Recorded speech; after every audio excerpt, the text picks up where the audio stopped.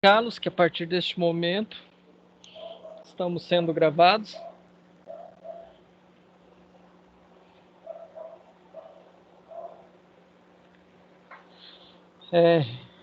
Recapitulando um pouco do que falamos na aula passada sobre as estratégias para tomada de decisão na governança de TI, né? Uma coisa que sempre está presente em tudo que a gente vai fazer é o bendito do risco, né? Eu pego o carro para fazer uma viagem. Eu tenho um risco que eu tenho que tomar cuidado, tenho que ter cautela. Se eu exceder o limite de velocidade, eu tenho o risco de levar uma multa. Eu tenho que praticar constantemente direção defensiva, porque se alguém fizer alguma, como que eu vou dizer assim, alguma manobra invasiva, eu tenho que estar na defensiva para me livrar e não participar ou cometer um acidente e assim por diante. Então, dentro da organização, nós temos a questão do risco. O risco, ele é tratado por uma ISO que eu já falei para vocês. Vocês lembram o número dela?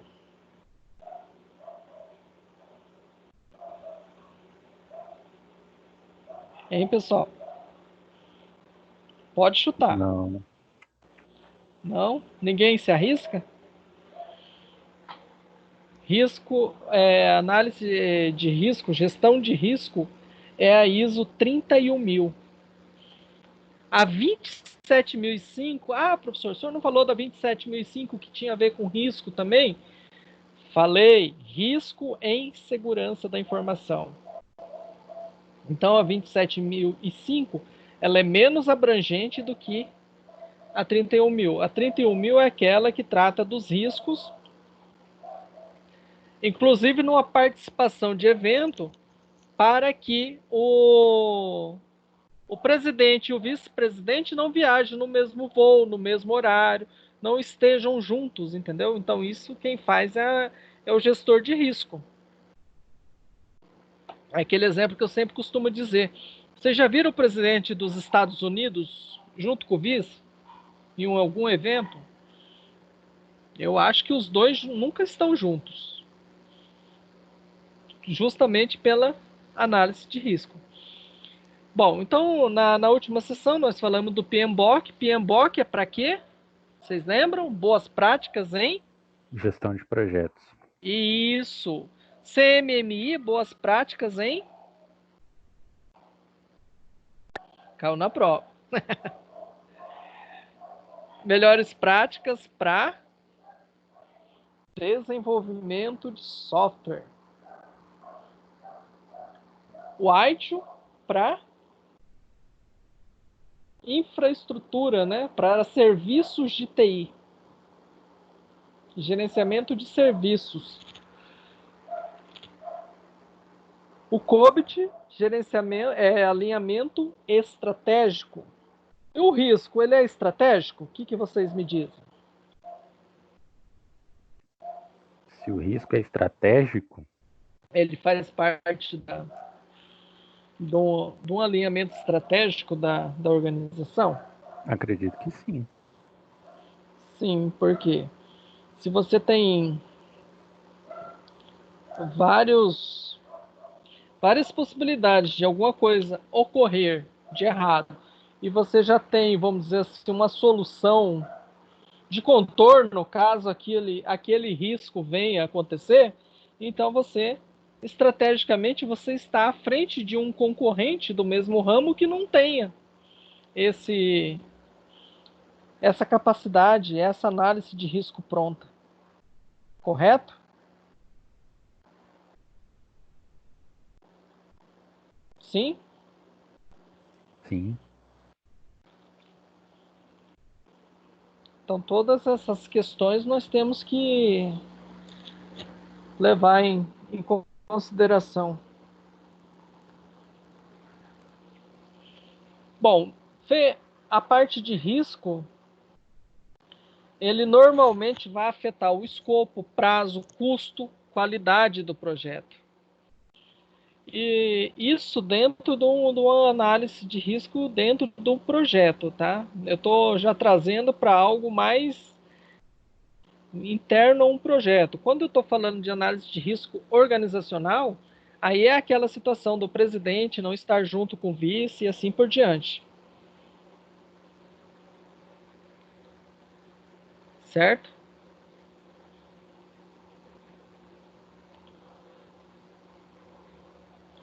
Bom, mapeamento de risco é realizado a partir da indagação profunda sobre cada atividade do projeto, envolvendo equipes de trabalho, muitas vezes especialistas de área, tá? E a identificação dos riscos envolve um conhecimento específico. Para identificar um risco, nós devemos ter um processo que ocorre de forma criteriosa e detalhada. É mais ou menos assim, ó, eu vou fazer um projeto, eu vou desenvolver um software, um sistema para uma empresa. O que seria a análise de risco de um projeto desse? Quais são os acontecimentos ou as possibilidades de acontecimento que podem fazer com que eu atrase o meu cronograma ou que aumente o meu custo? Muitas. Existem várias possibilidades que podem atrasar, gerar Isso. custo, aumentar o escopo. Depende muito do ambiente Aí, organizacional, né, dos por isso que tem que stakeholders, ser clientes. criterioso e detalhado, né? Então, o cara que vai fazer análise de risco, ele tem que pensar de forma pessimista, no pior caso. Bom, aí a resposta ao risco. O que, que a gente vai fazer? Ó? Eu vou mitigar, eu vou solucionar todos os riscos negativos, né? Não, alguns eu vou aceitar. Por exemplo, tem um risco altíssimo de acontecer alguma coisa. O risco para a aula aqui. De comparecer poucos alunos. É um risco. A probabilidade é bem alta desse risco se concretizar. Mas e aí, eu não vou executar o projeto da aula por conta desse risco? Não, vou executar. É um risco alto, mas o impacto é baixo. Então, assim, quem faltou não está impactando nos clientes que compareceram à aula. Entendeu? Agora, se é numa situação de. Aí, ó, notificou para vocês? Não fez barulhinho, né? Não.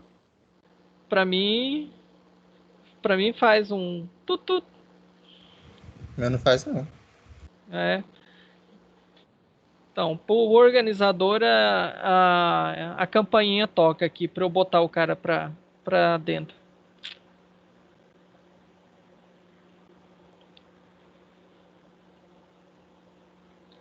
Então, assim, isso é um exemplo, né, de análise de risco. E a resposta.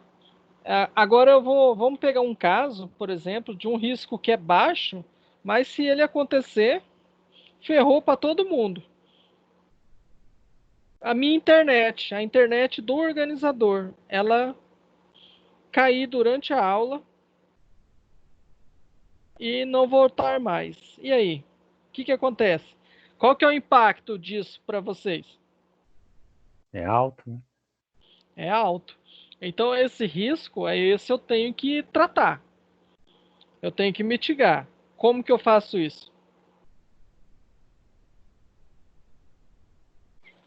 Se certificar de que que, um, que a empresa talvez não esteja fazendo alguma manutenção, pagar a conta da internet.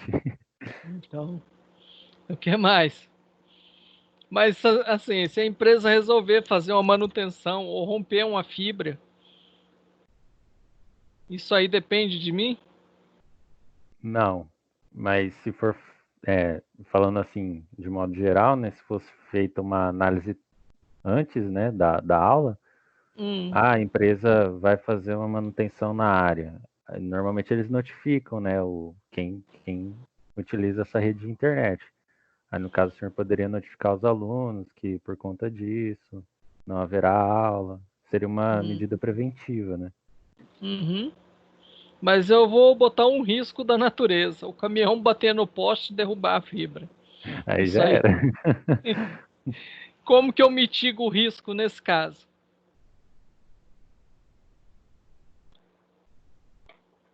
Aí eu não sei. Outras alternativas, né? Para fazer aula. Isso. Qual a Eu poderia alternativa? gravar, né, a aula. Gravar a aula só o senhor, depois postar pra gente. Ou usar o 3G, né? Que nem eu estava fazendo no início lá, quando o meu link ficava bem ruim, eu redirecionava a internet pelo celular para terminar a aula. Eu até mudei de operadora por conta disso, viu? Ó, a pandemia aí fazendo a evolução, né? Mas aí, nesse caso, eu tenho que ter links de comunicação de operadora diferente, né? Porque, beleza, eu tenho um 3G da Oi aqui. Rompeu a fibra da Oi, será que se for um problema grave na operadora, será que o meu 3G vai estar funcionando também? Entendeu? Então eu preciso de ter uma operadora distintas.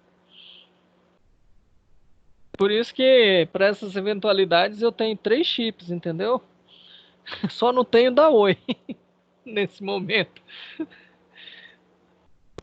Mas eu tenho Claro, Vivo e TIM, que eu posso rotear a internet. Não vai ficar assim um Abrastemp, mas eu vou conseguir terminar a aula. Certo? Bom, aí dos riscos nós temos os negativos e os positivos, né? Negativos é o que vai causar um impacto negativo. O positivo é uma oportunidade, o negativo é uma ameaça. Aí dentro do negativo, o que a gente tem? Tem o prevenir, tem transferir, mitigar ou aceitar. O risco de vários alunos faltarem à minha aula é altíssimo. Eu aceito ele. Eu não vou tratar esse risco. Eu vou aceitar. Eu vou continuar o projeto. Entendeu? Prevenir. Mandar o link ali no grupo de WhatsApp. Isso é uma maneira de prevenção desse risco ocorrer. Transferir. Ó, não vem ninguém na aula hoje, eu vou dar como matéria dada e vou cobrar na pró. Vou dar uma Tá, aula pega. sozinho. Isso aí eu transferi o risco para quem? Para o cliente, né? Não é verdade? Então, assim, o mitigar é o tratar, é você buscar soluções para o risco. Ou soluções caso ele venha ocorrer, tá? Agora, nos riscos positivos, que são as oportunidades, aí a gente tem algumas estratégias, né? São 4 também: explorar, melhorar, compartilhar ou aceitar. Então, é oportunidade. Você pode explorar essa oportunidade, você pode usar essa oportunidade para melhorar a sua prestação, entendeu? A melhorar os produtos da sua organização.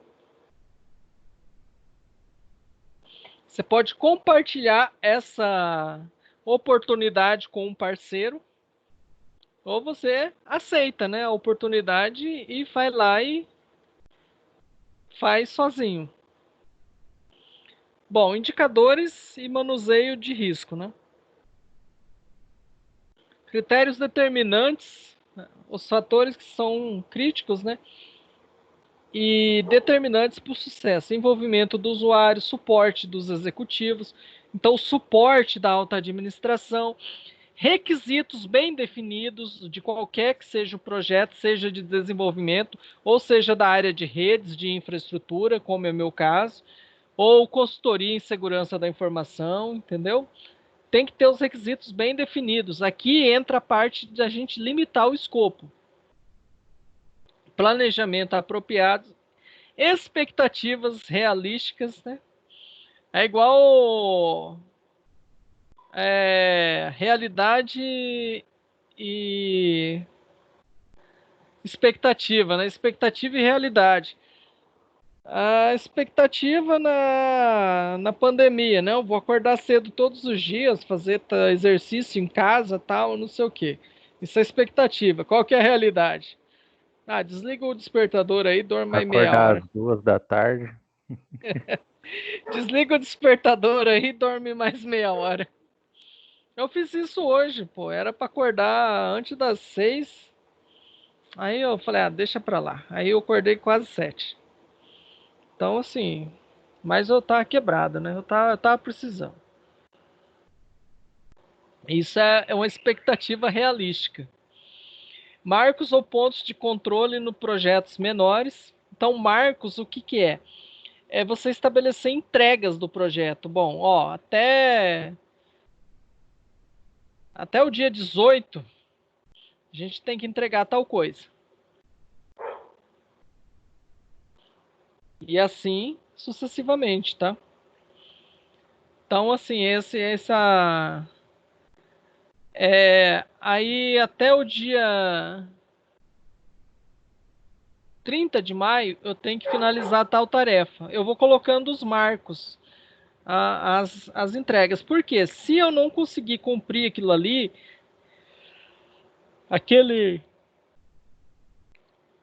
aquela marcação, aquele ponto de controle, significa que o meu cronograma não está andando adequadamente, certo? Equipe competente é fundamental, responsabilidade, a comprometimento da equipe, né? Eu falei do envolvido e do comprometido, né? Temos que ter comprometimento, visões e objetivos claros, trabalho pesado e equipe concentrada. Existe ainda alguns riscos no projeto de tecnologia da informação. Risco de mercado, risco financeiro e risco da tecnologia. Por exemplo, vou pegar um exemplo aí da minha área de infraestrutura, aquisição de equipamentos para o data center, de servidores, storages. Então, a parte de processamento, memória e armazenamento. Qual que é o risco que nós temos nesse atual cenário que o mundo está vivendo? Nós temos uma reserva orçamentária que foi planejada 2 anos atrás. O que aconteceu com o nosso planejamento? Equipamento de TI, a variação do dólar afeta? Lógico, a maioria deles são importados. Então, isso é risco de mercado. Aí a gente tinha um planejamento lá com o dólar a 4,50, né? Bem planejamento assim já meio pessimista, né? E aí o que aconteceu? O dólar chegou a 5,70, nem sei quanto está hoje,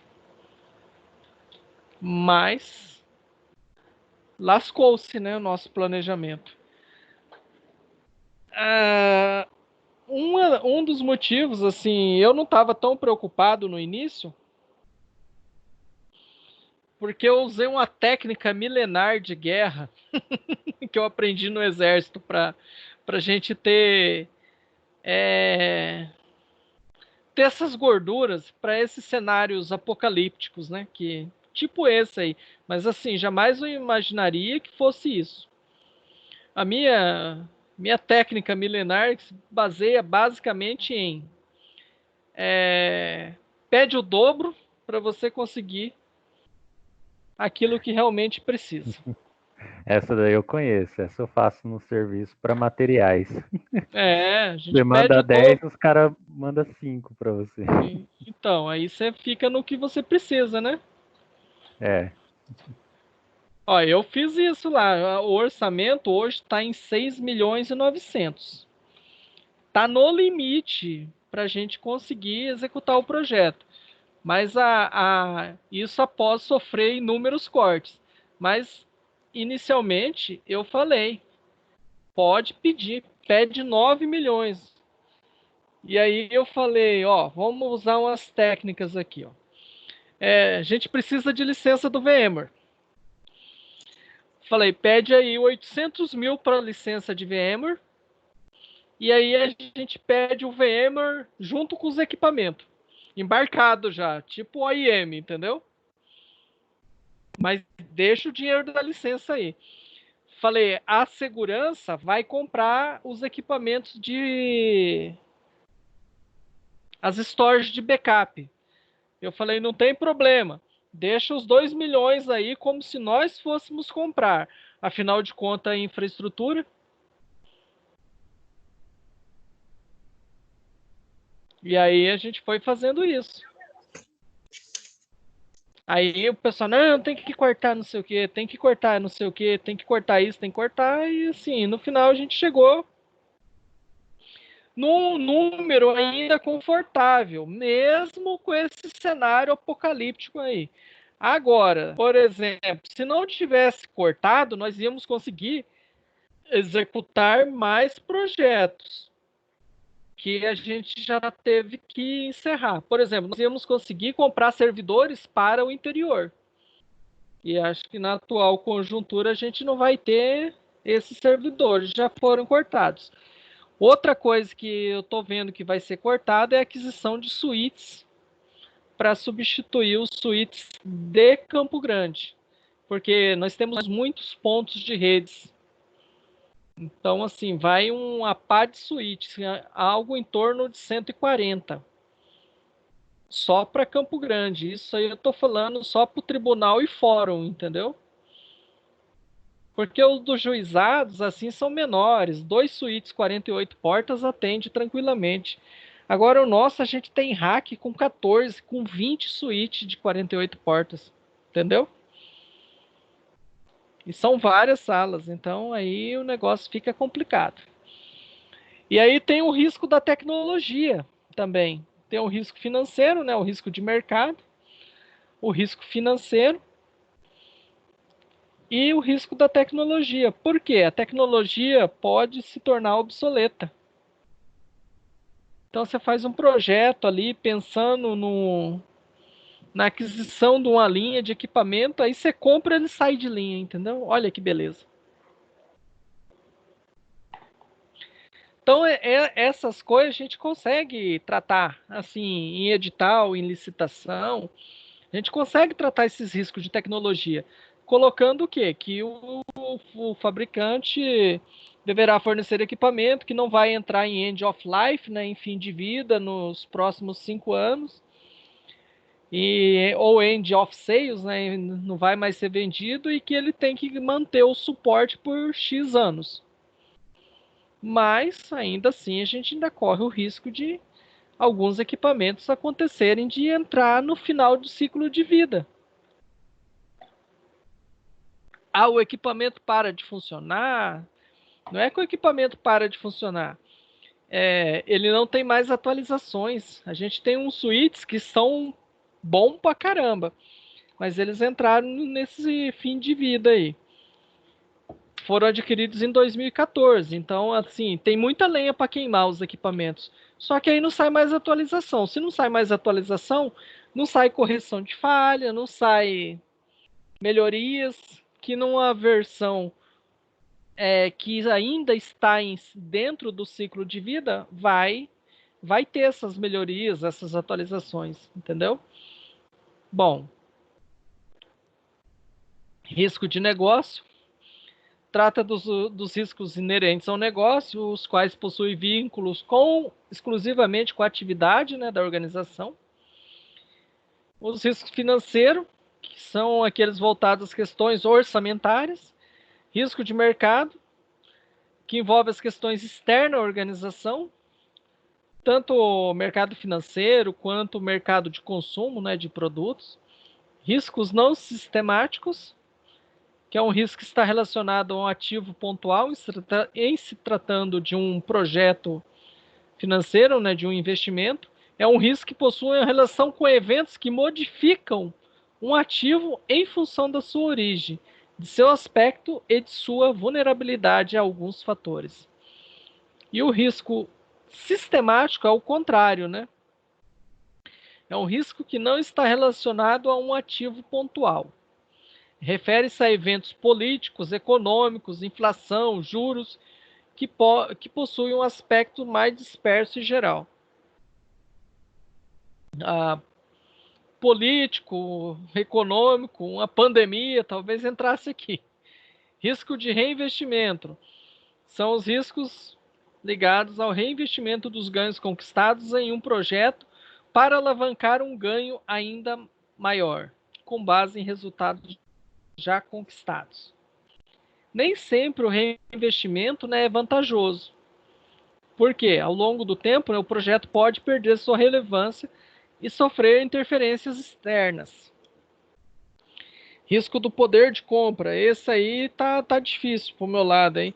Apesar de que eu já não tenho obtido muitos reajustes salariais nos últimos tempos, né?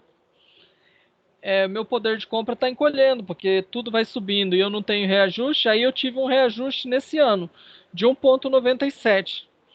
Mas antes de eu ter esse reajuste de 1,97, eu sofri um desconto na Previdência que foi de 11% para 14%.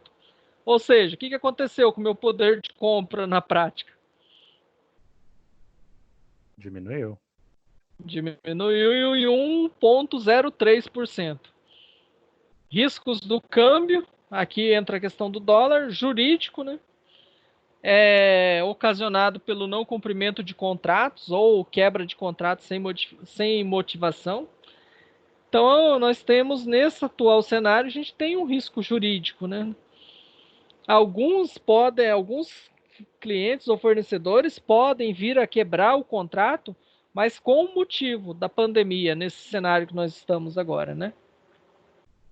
Aí tem os riscos técnicos, né, que é de qualidade ou desempenho, o uso de tecnologia não validadas, metas surreais, né, metas impossíveis, tipo a da Dilma, né, não vamos estabelecer meta, mas na hora que a gente atingir a meta, a gente dobra a meta.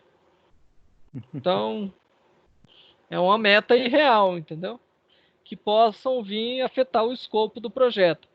A gerência do projeto, né, a qualidade do planejamento realizado, problema de alocação de recursos, sejam financeiros, sejam humanos, ou seja em emprego de material, né? Problema no sequenciamento da atividade, isso aí quem faz é a gerência do projeto, né? Então você tem que fazer uma sequência onde você não coloque uma atividade dependente da outra. Então, as atividades que têm uma interdependência, elas devem ser colocadas sequencialmente, não paralelas, e não de forma paralela, tá? Organizacional, falta de foco no projeto, né? Misturar recursos de projetos diferentes, gerando falta de recurso para ambos os projetos, né? E algumas questões externas, que são a legislação climática, a política econômica, saúde e outros, né?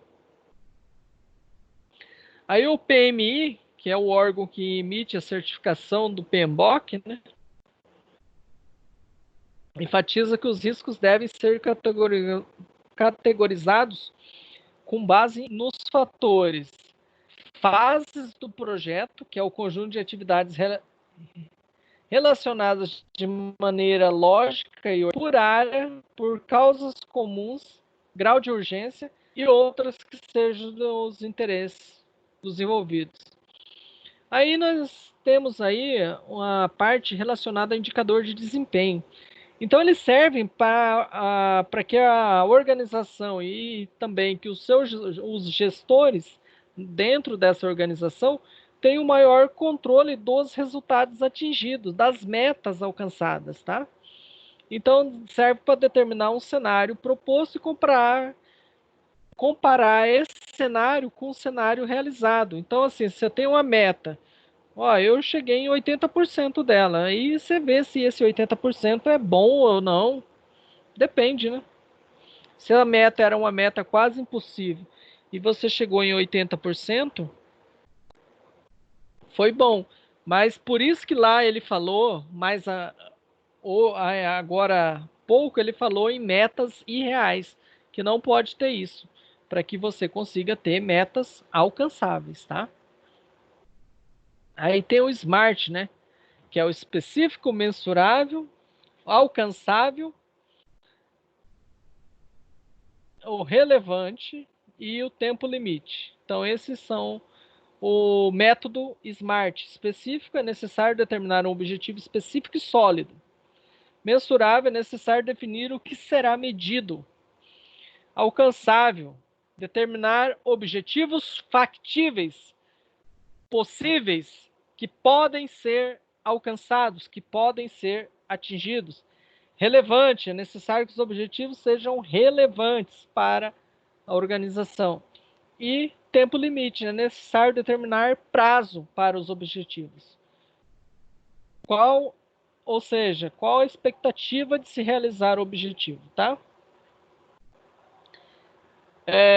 Indicadores de desempenho são fundamentais para um bom monitoramento do processo de gerenciamento de risco.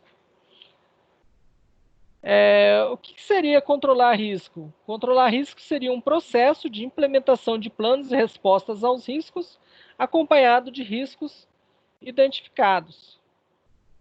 Tá? Bom, indicadores de desempenho em TI. Aqui é para vocês saberem. Tempo para corrigir bugs. Isso pode ser dividido em diversos aspectos de desenvolvimento, infraestrutura e service desk. Corrigir bugs está relacionado a desenvolvimento, tá? Tempo para corrigir bugs de alto impacto. Realização de atualização no prazo determinado. Quantidade de bugs por versão. E outros que sejam relevantes aí, que sejam necessários. Na infraestrutura, nós temos que nos preocupar com questões relacionadas à disponibilidade do serviço, tempo de indisponibilidade no software, tempo de disponibilidade do software, tempo de reparo e outros que sejam aí pertinentes. Service Desk, nós temos que nos ater a atendimento a chamados, tempo de atendimento, custo por chamado e outros que sejam necessários. Então, o tempo de atendimento aí é o famoso SLA, tá? Oportunidades quando você tem governança de TI, né? Bom, alguns autores, eles falam de quê? Lucros superiores, né? Empresas que têm governança conseguem ter lucros maiores que os concorrentes que não têm. Ainda aumentam os lucros de forma contínua. Direcionamento do investimento é um aspecto positivo também. É uma oportunidade com a governança. As organizações passam a ser capazes de melhor direcionar seus investimentos e, assim, conseguem ampliar o retorno sobre eles. Maior participação das lideranças, né, com papel mais relevante da TI. Todos os líderes tendem a se envolver no conhecimento das plataformas utilizadas, além da definição de investimentos. Todas as áreas estão envolvidas no processo. Novas oportunidades. A governança de TI permite que as empresas tenham informações mais rápido, permitindo assim oportunidades sejam vistas de formas antecipadas. Aí seria aquela parte do BI, que você consegue identificar gargalos ou situações que permitam você fazer um movimento antecipado em relação à concorrência para melhorar e explorar aquele nicho de mercado identificado pelo BI, que é o Relatório de Informações Gerenciais, Inteligência de Negócio, né? Isso que é BI. Certo? Mensuração de riscos e oportunidade. Depois vocês dão uma lida nisso aí, ó. Reflita sobre os fatores que geram risco ao negócio ou projetos e se a organização tem controle sobre eles. Quanto menor o controle da organização sobre o risco, quer seja positivo ou negativo, mais difícil será de gerenciar este risco. E focar nos riscos traz para a organização, né, a oportunidade de melhorar seu negócio ou projeto. e, além disso, cria um diferencial competitivo sobre os demais concorrentes. Estratégias de governança em TI. Então, você tem que criar uma sinergia entre a liderança de TI e as lideranças de negócio. É aquilo que eu falo, alinhar os objetivos da TI com os objetivos do negócio. Implantar comitês de TI, criar parceria entre os profissionais de TI e os profissionais das áreas, né, que trabalham com a melhoria contínua. Então, aí, talvez controle interno, área de qualidade. Criar controles adequados, ou seja, evitar excesso, planejar com base nos objetivos, evitar investimento por expectativa mal dimensionada, criar um departamento de TI proativo que agregue valor ao negócio. O que é proativo, pessoal?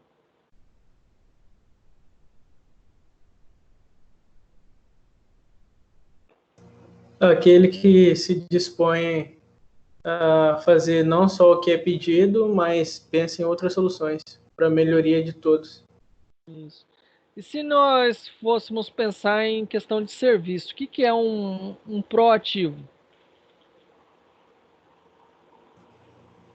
Ele pensa no objetivo a ser cumprido e o que mais poderia trazer o risco para corrigir antes do que aconteça, né?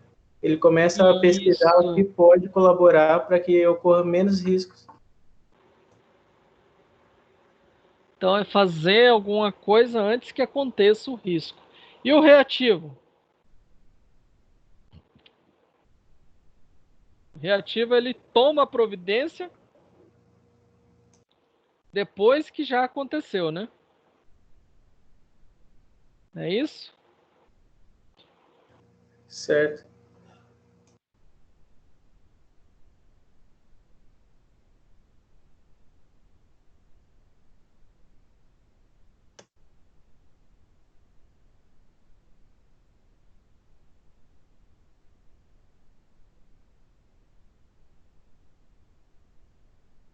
Tranquilo até aqui, pessoal? Tranquilo. Tranquilo. Tá indo. O Bruno resolveu assistir alguma aula? O Bruno é o líder? Eu É mesmo. o líder. Você é Miguel dos caras. É. Não, mas a minha até que ele vem. Hoje, deixa eu ver, quem que costuma vir que não tá aqui? Deixa eu ver. O Kevin, né? Alexa? Alexa também. Que ela Não, tá sem o note. Meu nome ele nunca lembra. Então... De quem? Alexander. Não, mas você... O meu, você sempre fala que eu não venho. Sempre fala. Não, o Alexander, nas últimas ele veio, sim. Eu lembro aí da Alexa, o Kevin. Gabriel são dois ou era um só que conectava duas vezes? Eu acho que é um só, hein? É um, né?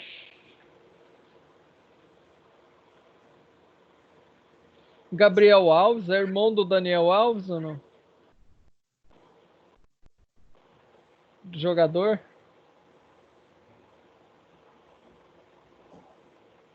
Isso aí só joga no PC mesmo. É. Bom, os riscos em TI. Eles têm risco relacionado à segurança da informação, à confiabilidade, à disponibilidade e à acessibilidade da informação. Certo?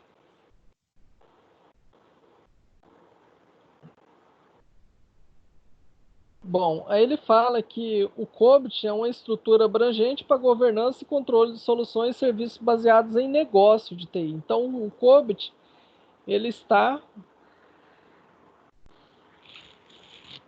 relacionado ao alinhamento estratégico. Então, enquanto ele fornece um conjunto de controles para mitigar o risco de TI, O Risk IT, né, fornece uma estrutura para que as empresas identifiquem, governem e gerenciem o risco de TI. Simplificando, né, a COBIT fornece os meios de gerenciamento de risco e o risco de TI fornece os fins. Então, um providencia os fins e o outro os meios. Bom, as lições aprendidas aí, né, com o mapeamento de risco, é o que? Aumento da probabilidade de concretização dos objetivos da organização, aumento do alinhamento entre o planejamento estratégico e maior eficácia na utilização dos recursos, redução das situações negativas, ou seja, o aumento da aquisição de oportunidades.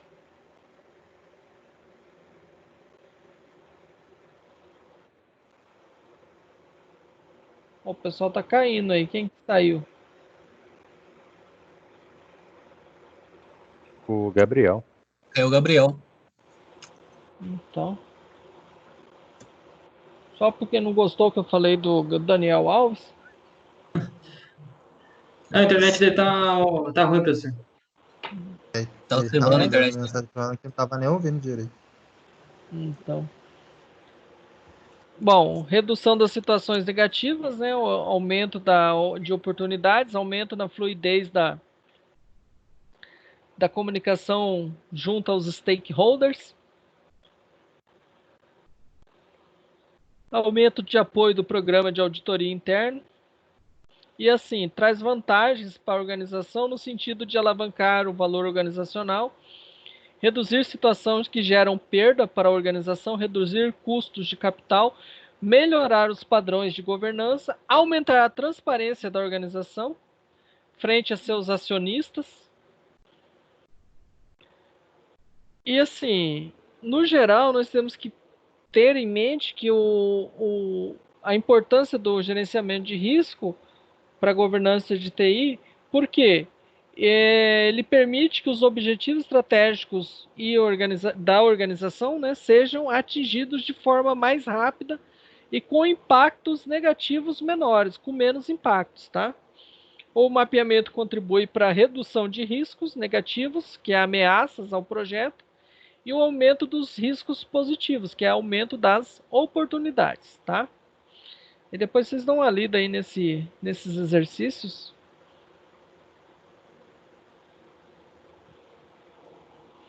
Aí na situação problema ele fala do indicador de capacidade, de produtividade, de qualidade, de rentabilidade, de competitividade, de lucratividade, ó. E indicador de valor.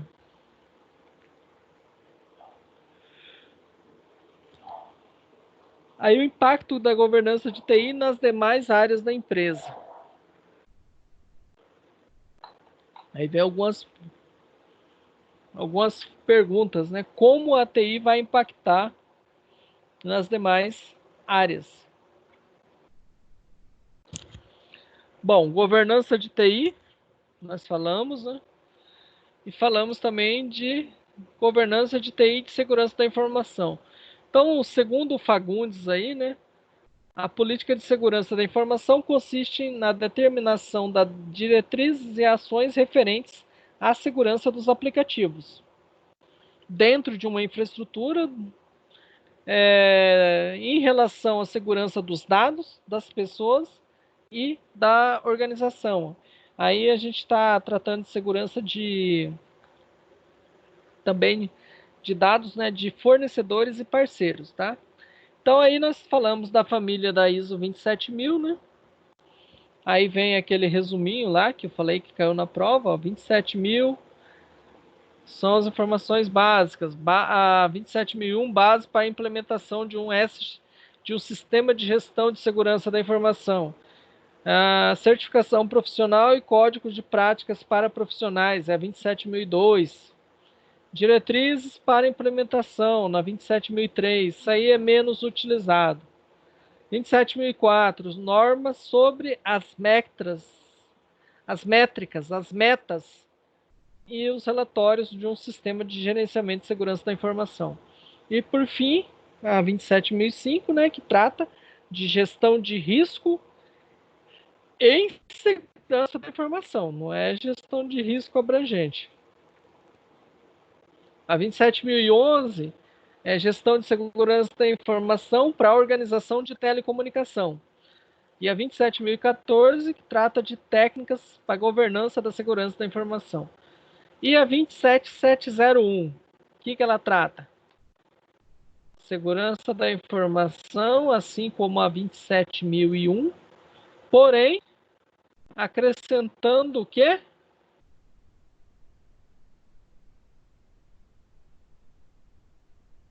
O que, pessoal?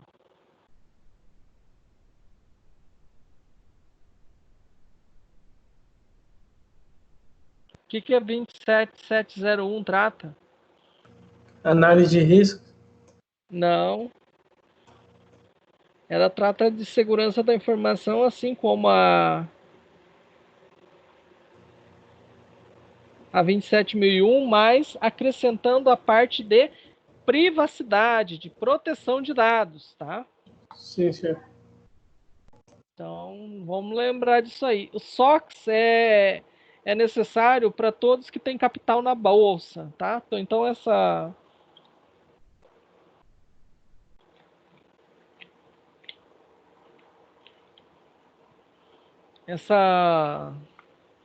legislação SOX aí, quem tem que atender? Toda empresa que tiver capital na bolsa de valores. E aí ele explica ali, ó, que é respostas a manipulações contábeis realizada pelas empresas, é a crise de confiança estabelecida entre os países, né? A KPMG também é a lei que não afeta empresas apenas americanas, mas todas as que possuem ações de bolsa de valores. Essa KPMG aí, pessoal, se eu não me engano, é uma consultoria famosa aí na área de governança, não só a governança de TI, mas governança como um todo, tá? Essa lei SOX, ela obriga que as empresas norte-americanas possuam um comitê de auditoria e sugere que as empresas de outros países também tenham isso.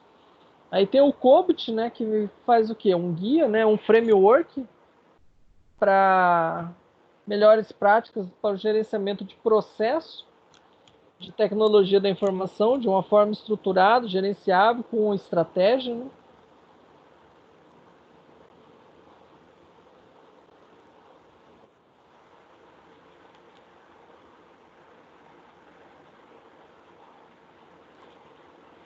Certo? O ITIL é uma biblioteca de melhores práticas para a infraestrutura de TI. PMBOK é responsável pela publicação, né? O PMI é responsável pela publicação do guia, né, de melhores práticas para gerenciamento de projeto, que é o PMBOK. Ele traz padronização, teorias, técnicas e métodos e regras, né, de como conduzir uma gestão de projeto. Os riscos, também para o PMI, o risco de um projeto é um acontecimento incerto que pode ocorrer ou não, podendo provocar uma situação positiva ou negativa em um ou mais objetivos do projeto. Aí o governança de TI, os impactos nas empresas. Bom, segundo esse autor aí, ele fala que uma organização investiu em uma ferramenta para controlar a entrada e saída de seus colaboradores, bem como o acesso aos softwares da organização. Então, isso aí é para fazer o quê? Com essa análise de dados, demonstra que os resultados dessa ferramenta possibilitaram os seguintes ganhos, né? Os seguintes fatores positivos. integração da folha de pagamento, o registro de horário de entrada e saída, maior gestão de identidade, conhecimento de quais colaboradores que de fato estão na organização, e processos realizados apenas por pessoas autorizadas. Então, assim, redução da liberação de acessos a terceiros.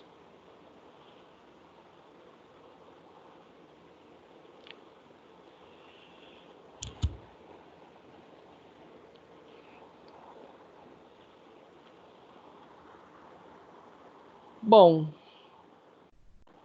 antes e depois da governança de TI para o mapeamento dos riscos, né? O mapeamento dos riscos foi divulgado como? Foi realizado a partir da indagação de várias perguntas, né, profundas sobre a atividade de um projeto, envolvendo equipe, muitas vezes especialistas da área.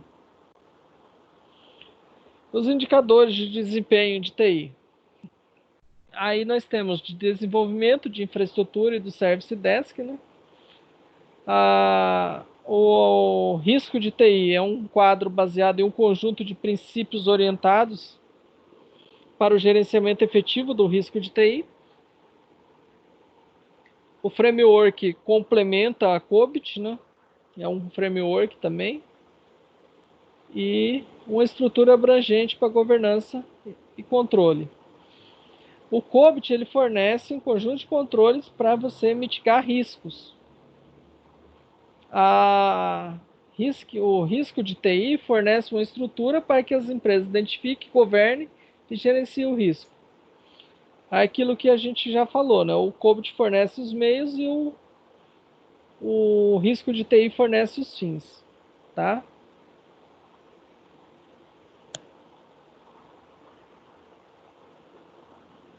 Bom,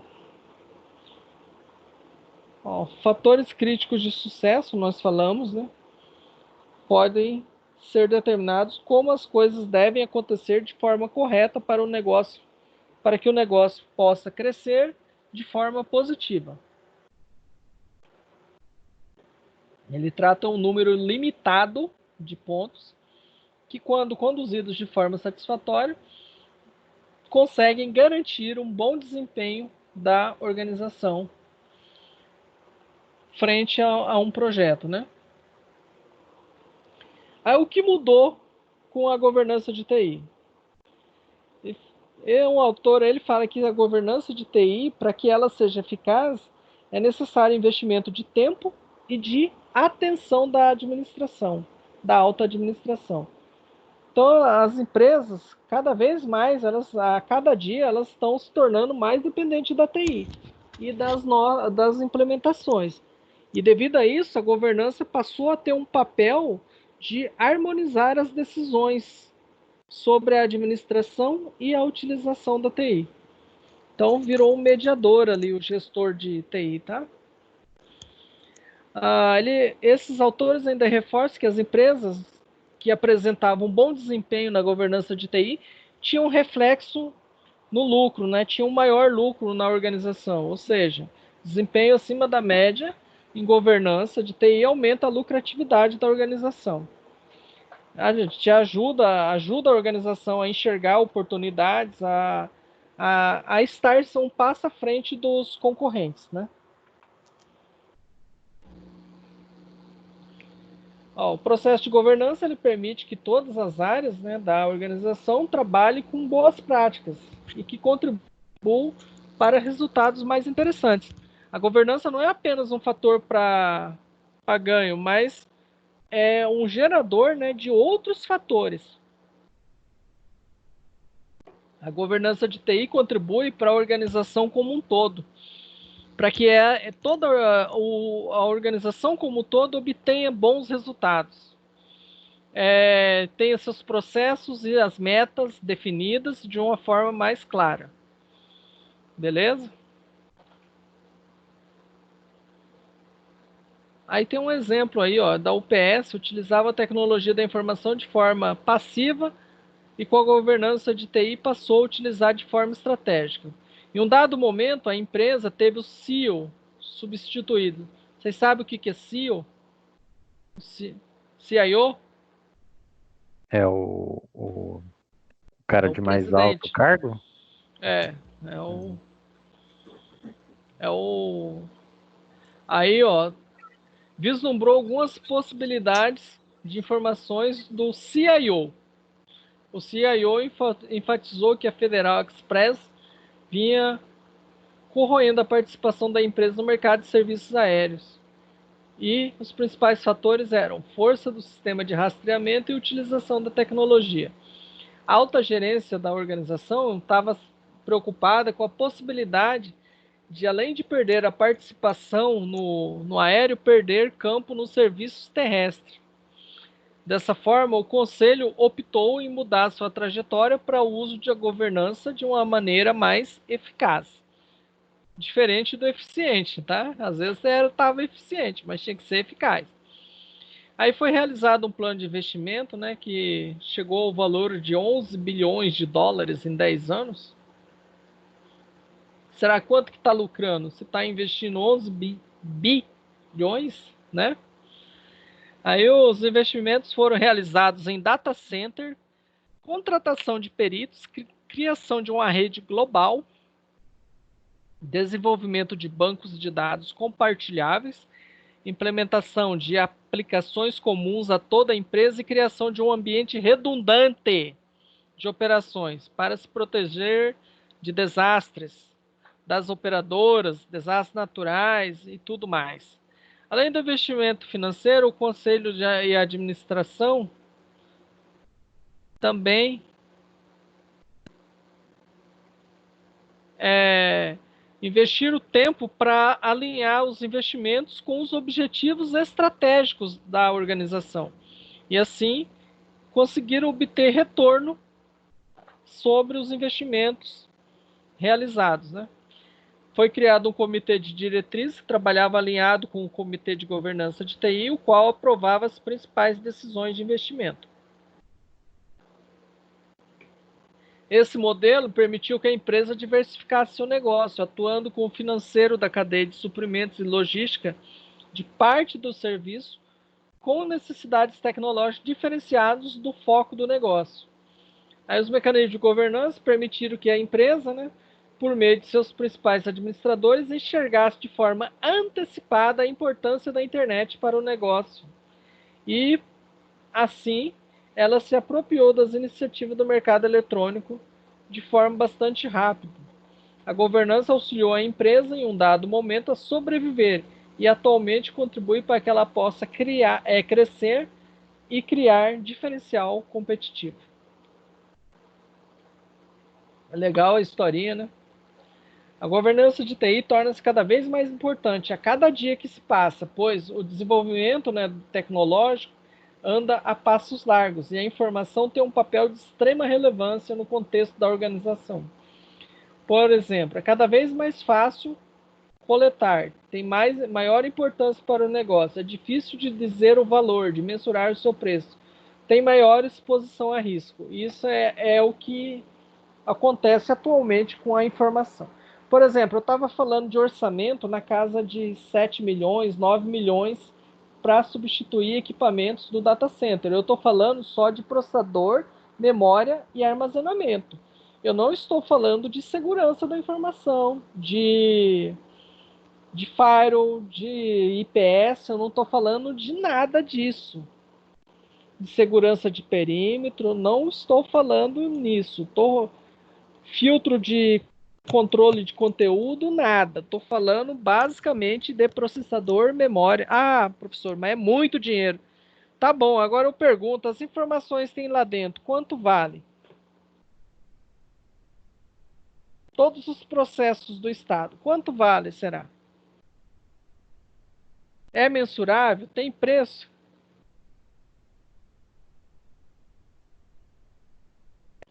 O que vocês acham?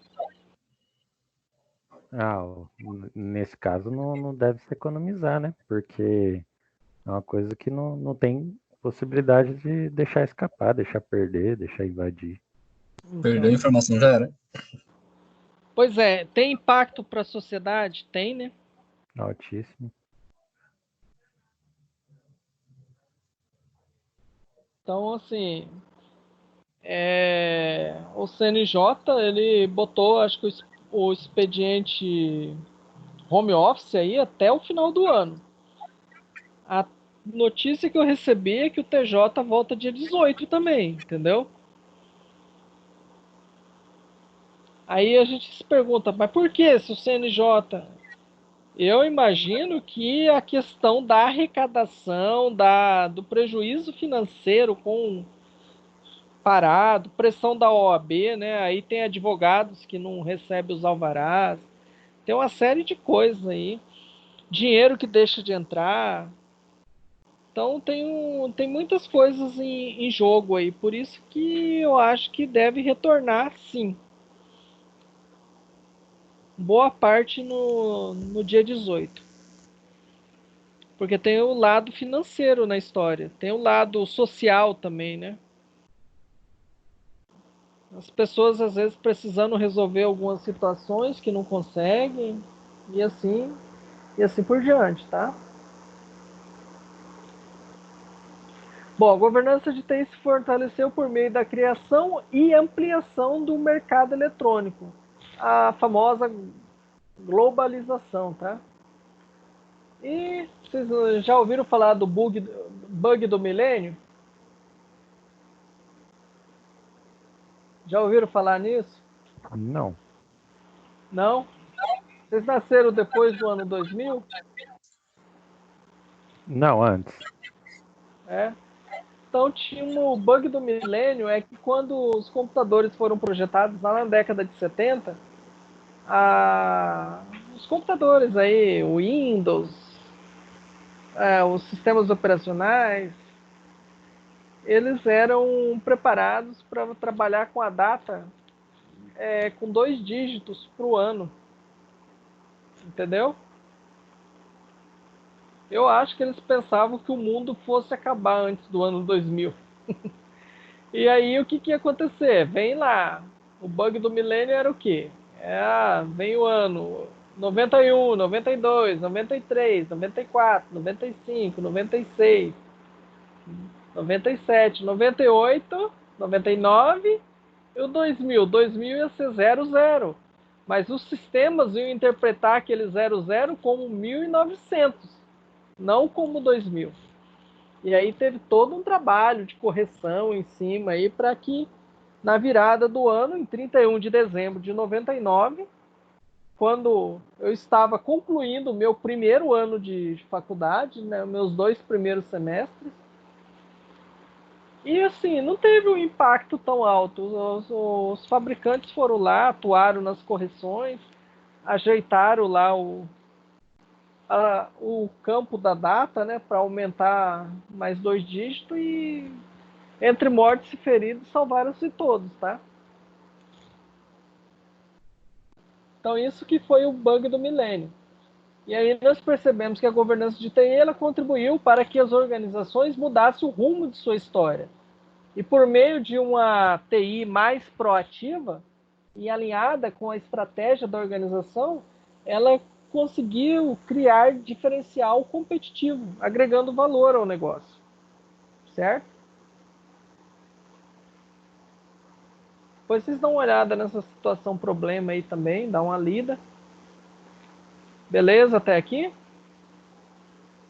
Tranquilo. E aí, iniciando a unidade 4, né, os indicadores de métricas de desempenho. Então, vamos estabelecer meta, mas a hora que atingir, vamos dobrar a meta, né? Então, aqui nós vamos tratar de métrica de desempenho. Aí a gente tem algumas perguntas, né? Ele tem um estudo de caso de uma empresa aí a gente pergunta como desenhar as métricas, como devem ser,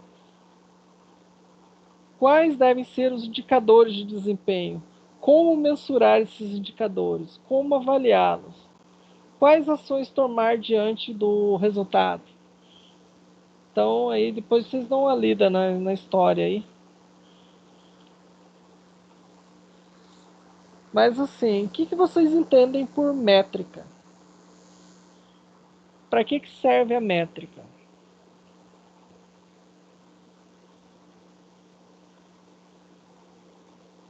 Hã? Métrica seria tipo regras que precisam ser seguidas?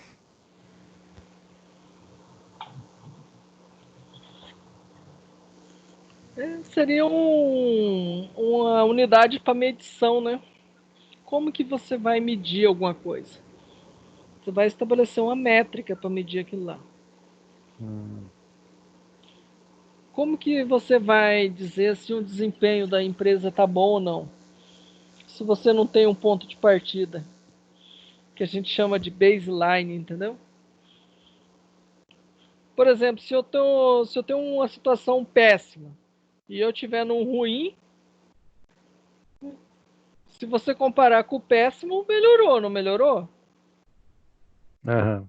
Mas tá bom? Não, pode melhorar muito mais. Então, isso aí que a métrica vai te auxiliar a tratar esse tipo de situação.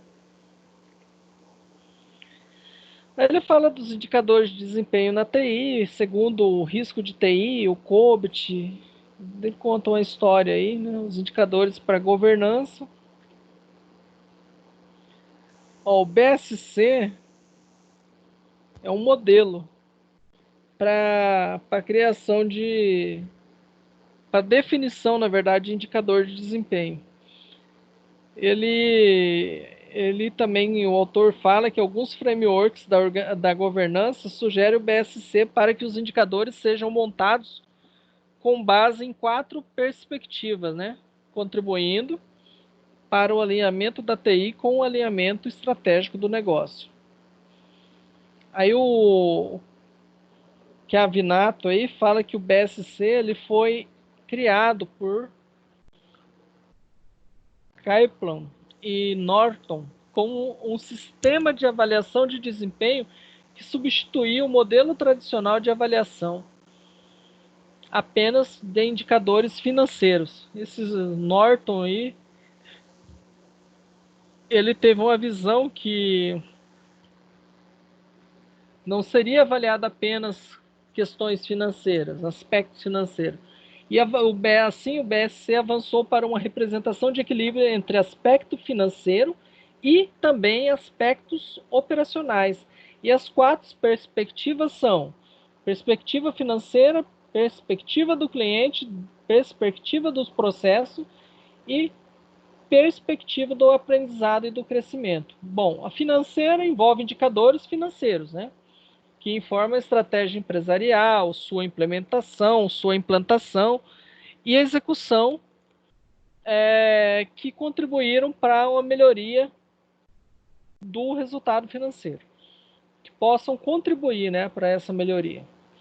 Do cliente envolve indicadores sobre o mercado e segmento nos quais a empresa ela atua, né, no qual ela está competindo. O atendimento ao cliente é traduzido em medidas específicas sobre critérios de qualidade, custo, atendimento e garantias, né? E aí deve-se considerar também a satisfação do cliente, a captação e a fidelização dos clientes. Em relação à perspectiva do processo interno, a gente tem indicadores que servem para mensurar o desempenho dos processos nos quais a empresa deve alcançar excelência. Ou seja, excelência é altíssimos índices para que proporcione melhor resultado financeiro e encantar, né, os clientes. Então tem que superar as expectativas. Isso que seria alcançar a excelência. Aí, em relação à perspectiva do aprendizado e do crescimento, está relacionado ao capital humano.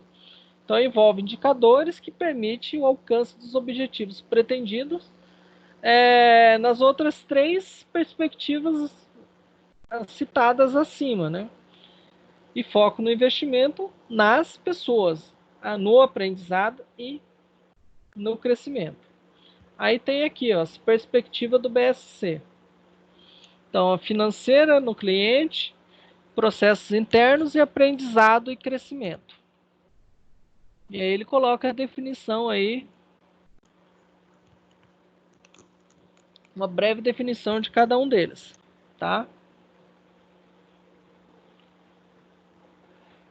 Bom, visão e estratégia.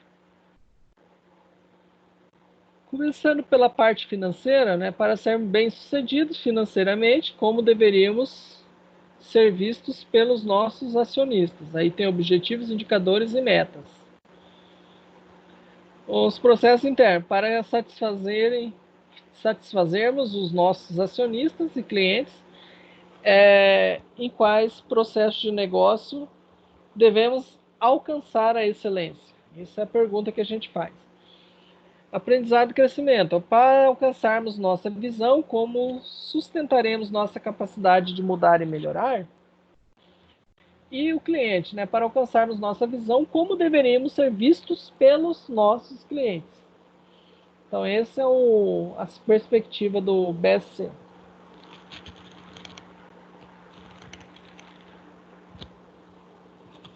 Bom, para usar o BSC, né, nós temos que trabalhar o alinhamento da TI com o alinhamento estratégico do negócio. Assim, né, dessa forma, no mundo dos negócios, a avaliação financeira deixou de ser suficiente. Também na TI.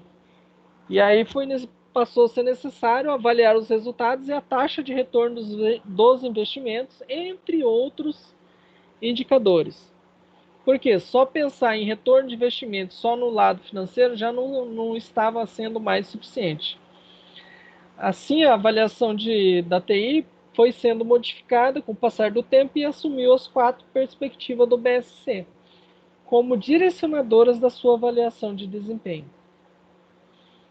Bom, então assim,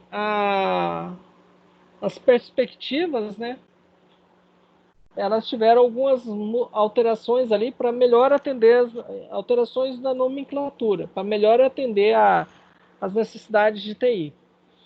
Então, contribuição para o negócio da empresa, eficiência operacional, usuários, novas tecnologias e também a parte financeira, né?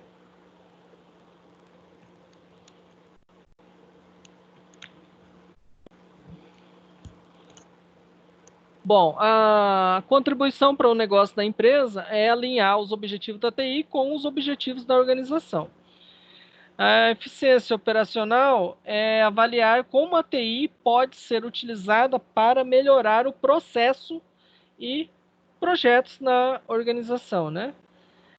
O usuário deve definir como ocorrerá a relação da TI com os usuários internos e externos para atender às necessidades desses usuários. As novas tecnologias devem viabilizar o aproveitamento de tecnologias de mercado para trazer essas tecnologias para a realidade da organização. E o financeiro focar no quanto as iniciativas de TI vão contribuir para agregar valor à organização. Bom, as métricas para a governança de TI são aquelas que contribuem para avaliar se os processos de TI executados da forma que se encontram auxiliarão, né, na realização dos objetivos organizacionais. Então, são indicadores que determinam se as atividades de TI são boas ou não. Por meio dos indicadores, é possível avaliar o quanto a TI está contribuindo para o desempenho da organização. Essas métricas são utilizadas para determinar a eficiência e a eficácia dos processos de TI e para mostrar também seu valor aos stakeholders da organização, aos acionistas, né? E é necessário também que se demonstre isso por meio de indicadores relevantes. Essas métricas de desempenho, elas são usadas para identificar como as operações e a gestão da organização vão impactar nos resultados gerados pelo negócio. Então, assim, se você tem umas métricas bem definidas, você vai ter resultados positivos da organização como um todo, tá? E como surge a definição das métricas?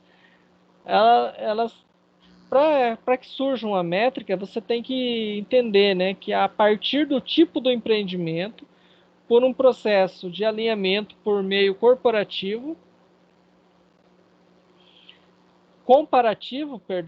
um meio de comparativo com os principais concorrentes e buscando por melhores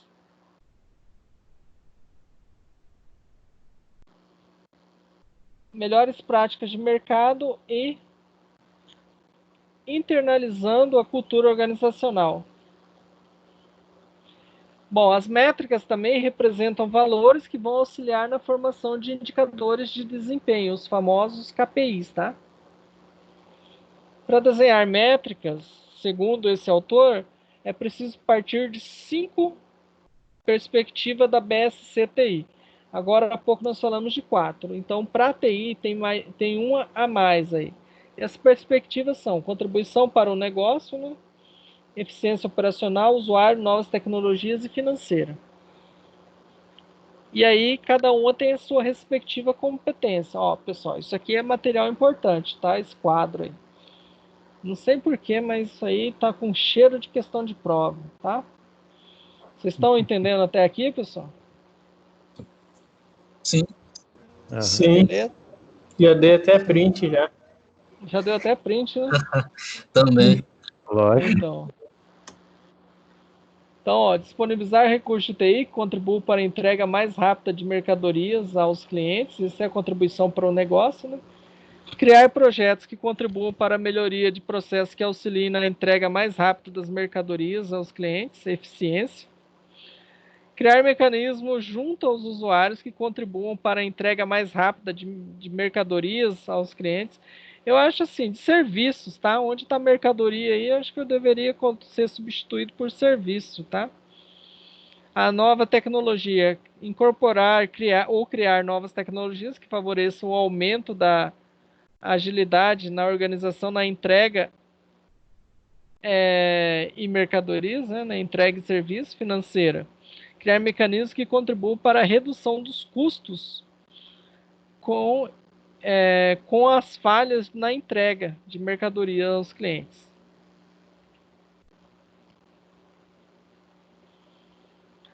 Bom, as métricas seriam o quê? Ó? Disponibilizar recursos de TI que contribuam para a entrega mais rápida das mercadorias aos clientes. Número de entrega dentro do prazo. Quantidade de aumento das entregas mais rápidas. Aí criar projetos que contribuam para a melhoria de processos que auxiliem na entrega mais rápida de mercadorias aos clientes. Tempo de realização de um processo para a execução do projeto. Recursos necessários para a execução de um projeto, de um processo. Criar mecanismos junto aos usuários que contribuam para a entrega mais rápida de mercadorias aos clientes. Número de usuários envolvidos, né? É o que eu preciso saber. Então, essas são as métricas, entendeu? Essa aqui é a coluna das competências e a coluna mais à direita estão tratando das métricas. Então, criar e incorporar tecnologias que favoreçam o aumento da agilidade da organização na entrega. Valor de orçamento destinado à situação. Valor destinado ao treinamento do uso de novas tecnologias. Não adianta eu comprar nova tecnologia se eu não treinar quem vai operar essa nova tecnologia. O que vai acontecer? Ele vai conseguir extrair o potencial daquela tecnologia? O que vocês acham? Sem treinamento? Acredito que não. Sem treinamento, não. Dificilmente, né? Hã? Sem treinamento, não. Então a gente assim tem que evoluir, mas tem que treinar o pessoal, a equipe interna que vai usar aquilo lá para extrair o máximo dessa evolução, né? Criar mecanismos que contribuam para a redução dos custos com as falhas na entrega das mercadorias. Então é reduzir redução de custo nas falhas de entregas e redução de custo com atendimento a cliente insatisfeito. Que o cara que teve falha, o que ele faz? Ele reclama. Bom, aí ele fala aí para assimilarmos, né, métrica versus indicadores. As métricas contribuem para a formação de indicadores de desempenho. Vamos a um exemplo. A indústria automobilística tem a quantidade, unidades de carros como uma métrica. Porém, para que essa métrica crie valor e contribua para o entendimento do negócio, é necessário transformá-lo em um indicador de desempenho. Bom, como que seria? Métrica 1082 carros do modelo X não é uma informação de extrema relevância, pois não contribui de forma estratégica numa tomada de decisão. Agora, o KPI, venda de carros do modelo X, representa 65% do faturamento. Note que a relevância, da informação, a informação passou a ser mais relevante, é muito maior e permite que a organização avalie essa informação com base em diversos aspectos estratégicos. 1.000 carros ali, eu não sei o que quer dizer, é pouco carro. Não, mas isso aí foi 60%, foi 65%, foi 70% do faturamento. Opa, então é bastante. Entenderam aí a diferença? Bom, ferramentas para análise de métricas de desempenho. Segundo o autor do livro, nosso livro aí, existem diversas ferramentas que possam medir, o desempenho da área de TI. E assim, até a organização pode, se ela quiser e tiver recursos humanos e financeiros para tal, ela pode desenvolver uma ferramenta específica para atender a sua necessidade de medir o desempenho da TI. As ferramentas que são utilizadas pela área de TI, elas são divididas em categorias, monitoramento, controle de chamado e OCS inventário, e a de produtividade. Então, monitoramento foca no desempenho e disponibilidade dos recursos, por exemplo, os Zabbix e o Nagios. Controle de chamado foca no tempo de resposta e no desempenho de suporte a incidentes. Gira, esse aqui que o TJ usa, hein? Primeira vez que eu ouço falar nele fora do TJ. OTRS é um famoso. OCS inventário, foco no inventário de software e hardware. No caso do tribunal, nós usamos o System Center da Microsoft para fazer isso aqui. Produtividade. Focam na produtividade por aplicativos ou recursos. Landesk, Trauma Zero e System Center. Usamos o System Center. Esse Trauma Zero aqui existiu no TJ, nunca conseguiram implementar. Era para medir produtividade, agora que eu estou vendo para que serve o abençoado lá. Ou pelo menos gastaram, sei lá, 2 milhões nisso aqui e nunca conseguiram implementar. Complicado isso, Bom, as ferramentas indicadas, elas são específicas para algumas áreas, portanto, eventualmente compensa para a empresa desenvolver uma ferramenta específica que atenda às suas necessidades, ou seja, que seja personalizada para as necessidades da governança de TI daquela organização. E assim, as métricas, elas têm que ser bastante específicas para cada organização, tá? Aí temos aí o modelo de referência, do COBIT. Necessidade do negócio, governança do negócio, governança, avaliar, monitorar, dirigir, e a parte de gestão que está um pouco abaixo. Planejar, construir, entregar e monitorar. Então, os objetivos do COBIT são alinhados com a OBSC. Certo?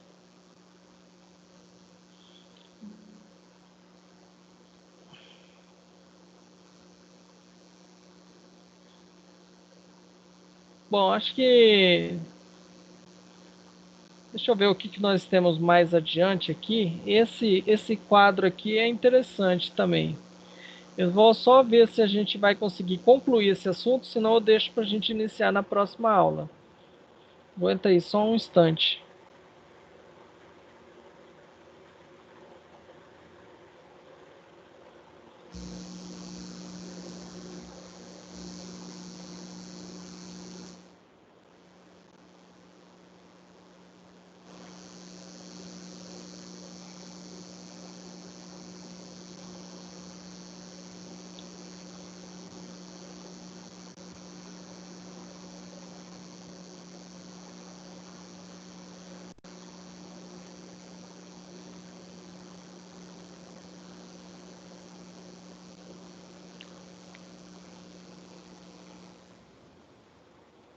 Vocês estão cansados ou tá de boa? Eu tô tranquilo. É.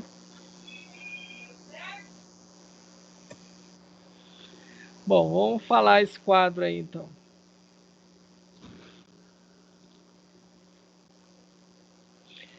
Nós estamos quase terminando aqui a unidade. Ficou alguma dúvida até aqui, pessoal? Não, por enquanto não, professor. A princípio não também. E aí, ó, terminando aqui a gente já vai iniciar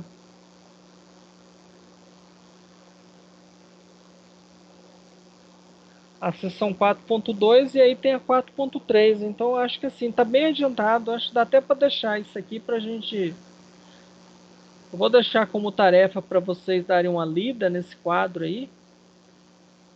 Mas acerca dos objetivos do COBIT, né, como que eles são alinhados com a BSC, né? Então, aqui que nós temos ali as dimensões BSC na primeira coluna, financeira, cliente, interna e o treinamento. E aí, os objetivos corporativos, né? Então, o que o COBIT faz para estar alinhado com a BSC? Então, vocês dão uma lida nisso aí e, assim, eu vou encerrar por hoje. E aí, na próxima aula, nós continuamos, tá? Estou aqui aberto a dúvidas, se alguém quiser tirar dúvida em relação às aulas, a prova, trabalho, etc.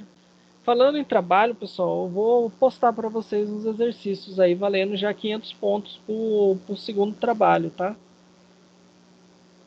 Beleza. E nós vamos... Beleza. O Já senhor vamos dar sabe, andamento. o senhor Oi? sabe mais ou menos quando que é as próximas provas? Em que semana? Se é na última semana de maio ou na primeira de junho?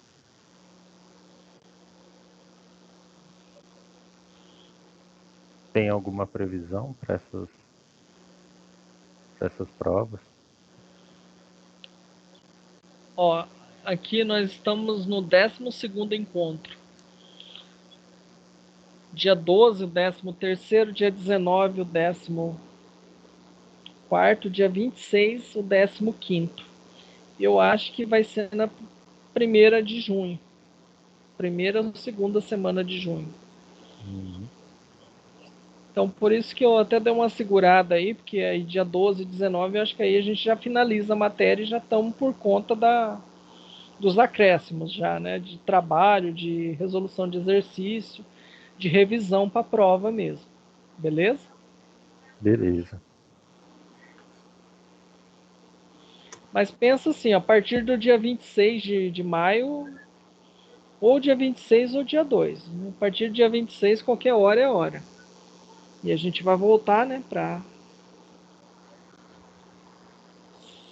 Será que na próxima aula... Não, ainda a gente tem mais uma aula online, né?